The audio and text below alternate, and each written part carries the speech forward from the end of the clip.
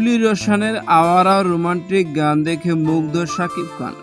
Viewers, বিস্তারিত জানতে চ্যানেলটি সাবস্ক্রাইব করে সম্পূর্ণ ভিডিওটি। সুপ্রিয় দর্শক, বর্তমানে সোশ্যাল মিডিয়ায় বেশ আলোচনার মধ্যে রয়েছেন সুপারস্টার শাকিব খানের দ্বিতীয় স্ত্রী শবনম ইয়াসমিন। ব্যক্তিগত জীবনের পাশাপাশি ক্যারিয়ার জীবনে বেশ প্রশংসা কামিয়েছেন তিনি। বর্তমানে শবনম ইয়াসমিন বুবলি একাধিক সিনেমা কাজে ব্যস্ত থাকেন, কিন্তু একাধিক সিনেমার মধ্যে বেশিরভাগ সিনেমার নায়ক রোশানের সঙ্গে জুটি হয়ে কাজ করে। তাই তো নায়ক রোশানের সঙ্গে ঈদুল আজহারে রিভেঞ্জ নামে একটি সিনেমা মুক্তি পেতে যাচ্ছে।